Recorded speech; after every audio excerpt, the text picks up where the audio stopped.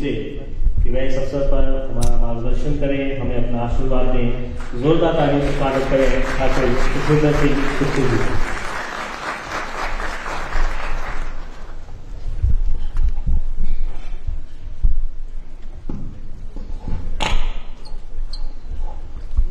हिमाचल सरकार में लोक निर्माण एवं PWD ministers mister Vikramaditya Singh जी,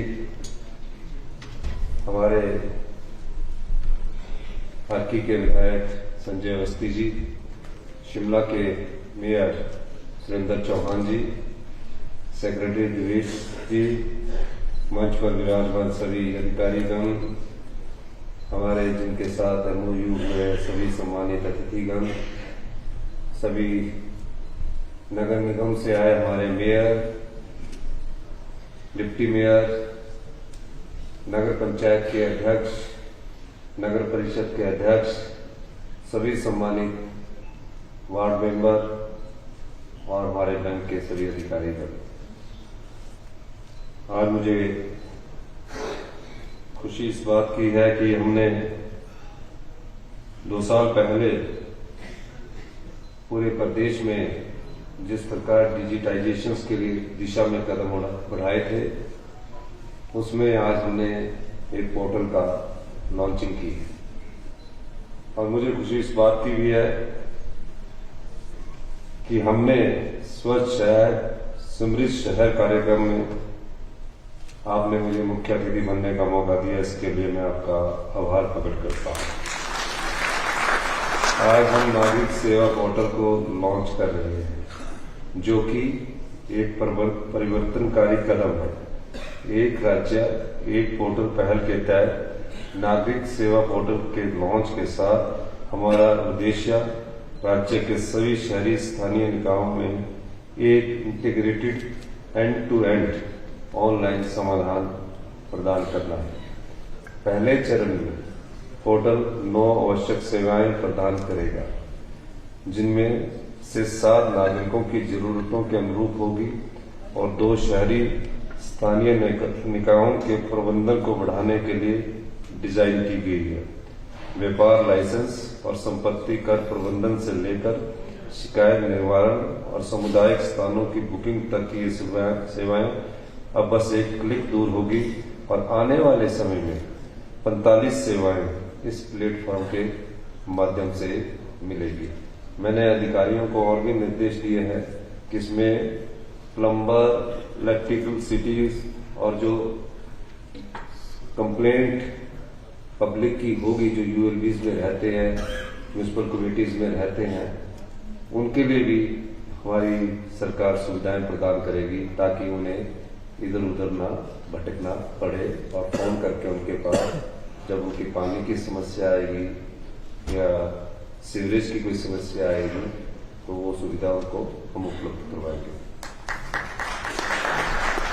मैं यह भी बताना चाहूंगा कि सिटीजन सेवा पोर्टल के माध्यम से गार्बेज कलेक्शन और बिलिंग के लिए शहरी क्षेत्रों के 2.82 लाख घरों के गार्बेज आईडी बनाए जाएंगे और आने वाले समय में इन सभी रजिस्टर्ड इकाइयों को डिजिटल पहचान प्लेट्स भी दी जाएगी। मैं यह भी बताना चाहूंगा कि नागरिक सेवा पोर्टल एक प्रणाली से कहीं अधिक है। यह प्रगति के प्रति हमारी प्रतिबद्धता है, जीवन को सरल बनाने की दिशा में एक कदम है तथा सभी के लिए एक उज्जवल भविष्य का वादा है। बढ़ते शहरीकरण को देखते हुए वर्तमान प्रदेश सरकार ने शहरी स्थानीय निकायों के साथ लगते सेमी अर्बन क्षेत्रों को पहली बार दिसंबर 2024 से शहरी स्थानीय निकायों की परिभाषा में लाया है, ताकि इन क्षेत्रों में समुचित एवं सुनिश्चित विकास सुनिश्चित किया जा सके। प्रदेश सरकार ने 2 दिसंबर 2024 में 14 नई नगर पंचायतों का गठन किया है। 3 नगर परिषदों को अपग्रेड करके म्यूनिसिपल कॉर्पोरेशन बनाया गया है और 3 नगर पंचायतों को अपग्रेड करके उन्हें नगर परिषद का दर्जा दिया गया है। आज प्रदेश में 74 शहरी स्थानीय निकाय हो गई है। पहले ये स्थानीय निकाय केवल परंपरागत कार्य कर रहे थे, लेकिन समय के साथ साथ इन निकायों के कार्यों में बदलाव लाया गया है और अब यह निकाय विभिन्न योजनाओं का सफलतापूर्वक तरीके से लागू कर रहे हैं। राज्य में पहले कचरा इकट्ठा करना और उसके निपटारे के लिए शहरी स्थानीय निकायों के पास कोई तंत्र नहीं था। शहर के कचरे को खुले में फेंक दिया जाता था और स्वच्छ भारत मिशन के अंतर्गत राज्य के हर शहरी स्थानीय निकायों में सेग्रीगेटेड ढंग से डोर टू डोर कचरा इकट्ठा किया जा रहा है। कचरे के वैज्ञानिक निपटारे के लिए आधुनिक सुविधाएं विकसित की जा रही है। हिमाचल प्रदेश को खुले में शौच मुक्त राज्य घोषित किया गया है। राज्य में सिर पर मैला ढोने की प्रथा को पूरी तरह समाप्त कर दिया गया है। शहरी क्षेत्रों के कचरे के सही निपटारे के लिए नियमों का पालन सुनिश्चित किया गया है। शहरों में रह रहे गरीबों की आजीविका को चलाने के लिए हमारी सरकार ने मुख्यमंत्री शहरी आजीविका गारंटी योजना चलाई जा रही है। ये मनरेगा की तर्ज के अनुसार ही चलाई जा रही है और जो अब क्षेत्र जो पहले ग्रामीण क्षेत्रों में थे, अगर नगर पंचायतों में मिले हैं, नगर परिषद में मिले हैं, नगर निगम में मिले हैं, उनमें सभी प्रकार की जो सुविधाएं जो ग्रामीण क्षेत्र के अनुसार मिलती थी, उनको अगले 3 साल तक उसी प्रकार की सुविधाएं मिलती रहेगी और उन पर उसी प्रकार का जैसे पानी का बिल है उसी मीटर रीडिंग के हिसाब से पानी का बिल भी आता रहेगा और जो भी सुविधाएं स्वरोजगार से जुड़ी हुई है जैसे मनरेगा के तहत वो भी उनको मिलती रहेगी। राज्य सरकार शहरों में रह रहे गरीबों की आजीविका को चलाने के लिए मुख्यमंत्री शहरी आजीविका गारंटी योजना चलाई जा रही है। इसके तहत जरूरतमंदों को 120 दिनों का रोजगार दिया जा रहा है। हिमाचल प्रदेश देश में शहरी क्षेत्रों में आजीविका गारंटी प्रदान करने वाली इस अनूठी योजना को लागू करने वाले अग्रणी राज्यों में से एक है। राज्य सरकार शहरी स्थानीय निकायों में पार्किंग के निर्माण व पार्कों के विकास पर विशेष बल दे रही है तथा स्थानीय नागरिकों को अच्छी सुविधा मिले। सरकार के प्रयासों का नतीजा है कि शिमला शहर को ईज ऑफ लिविंग इंडेक्स में पूरे देश में पहला स्थान प्राप्त हुआ है। शहरी क्षेत्रों में सॉलिड वेस्ट मैनेजमेंट की स्थिति सुधारने के लिए आवास और शहरी मामलों के मंत्रालय और राष्ट्रीय शहरी मामलों के संस्थान के साथ साझेदारी की है। यह साझेदारी सार्वजनिक सेवा के लिए ग्लोबल प्रैक्टिसेस और आधुनिक तकनीक को अपनाने के लिए हमारी प्रतिबद्धता दर्शाती है। एक ही मंच पर डाटा को इंटीग्रेट करने के साथ यूएलबी अब तेजी से धन वितरण, बेहतर परियोजना नियोजन और विभागों में समन्वय को सुनिश्चित कर सकते हैं। मैं हर नागरिक से इस मंच का पूरा लाभ उठाने और नगर पालिका प्रशासन को प्रभावशाली बनाने में हमारा साथ देने का आग्रह करता हूँ। आइए हम सब मिलकर हिमाचल प्रदेश को ई गवर्नेंस और नागरिक सशक्तिकरण का एक मॉडल बनाएं। शहरी स्थानीय निकाय यह सुनिश्चित करेगी सार्वजनिक शिकायतों के समाधान के लिए 10 फरवरी 2025 के सभी वार्डों में समाधान शिविर आयोजित किए जाए। इसके साथ ही सभी शहरी स्थानीय निकायों में स्वच्छ शहर समृद्ध शहर के रूप में 2 महीने का जागरूकता कार्यक्रम 5 फरवरी 2025 से शुरू होगा। राज्य में गार्बेज मैनेजमेंट को मजबूत करने के लिए जर्मन विकास सहयोग एवं IIT रोपड़ से भी सहयोग लिया जा रहा है।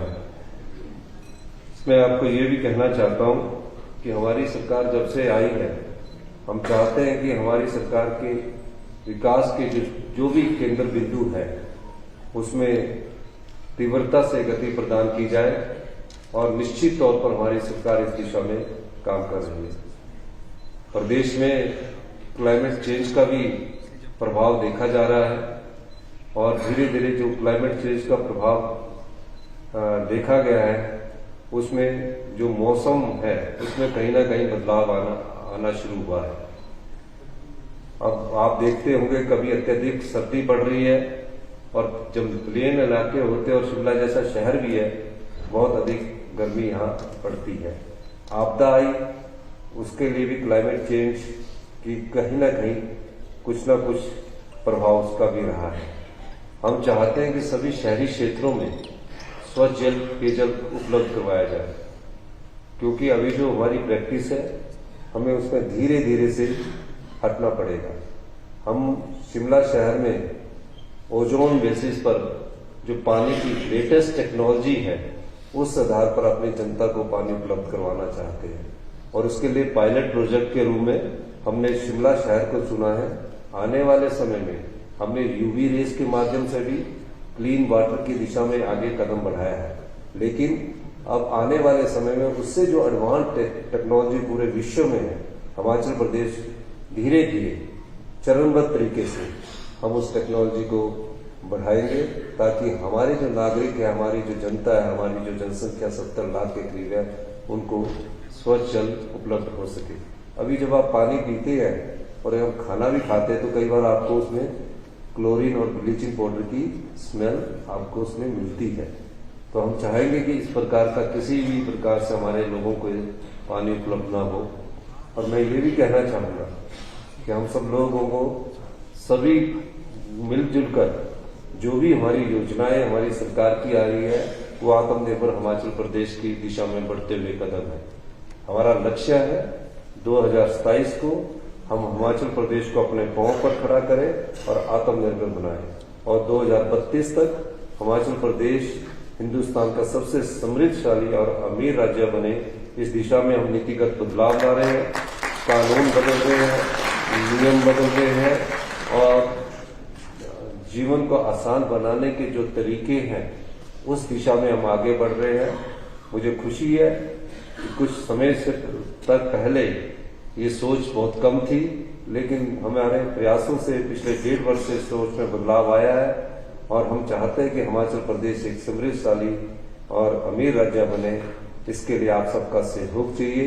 अभी कुछ फैसले किए हैं, आने वाले समय में कुछ और फैसले होंगे जो हिमाचल के हित में होंगे। इन्हीं शब्दों के साथ आपका बहुत बहुत धन्यवाद। जय हिंद, जय हिमाचल। बहुत बहुत धन्यवाद माननीय मुख्यमंत्री जी, आपने हमारा मार्गदर्शन किया, हमें अपना आशीर्वाद दिया। आपका बहुत बहुत